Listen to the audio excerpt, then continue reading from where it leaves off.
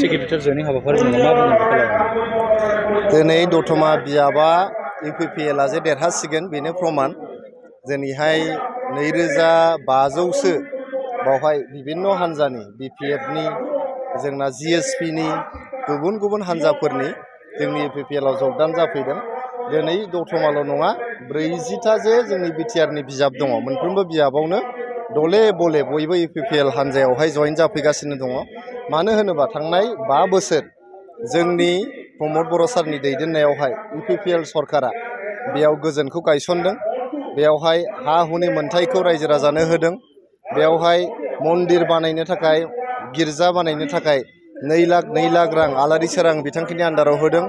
Self help ग्रुपफोरनो माइनाव सोरां बिथांखि खालामनानै 75,000नि प्रथम किस्ति 25,000खौ होदों।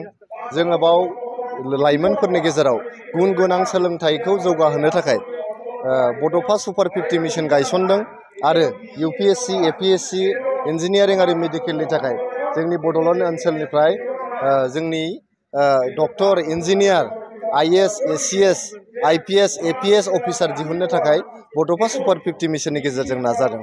अनसाय बिथांखि होदों, गियान सोरां होदों।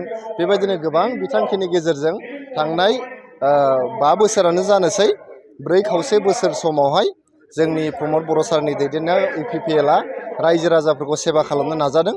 बेखौनो मोजां मोनजोबनानै 40टा बिजाबावबो रायजो राजाफ्रा दा दले बले UPPL आव जगदान जाफैदों।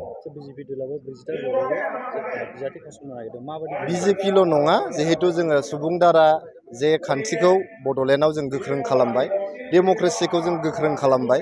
मोनफ्रोमबो हान्जायानो 40 समस्तियाव गेलेयो ना 30 समस्तियाव गेलेयो ना 10 समस्तियाव गेलेयो, गेलेनो हागोन बिथांमोना मस्ट वेलकाम।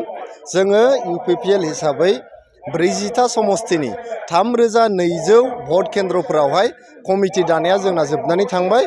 2 जुननिफ्राय जोंहा बुथ सन्मेलन जागोन।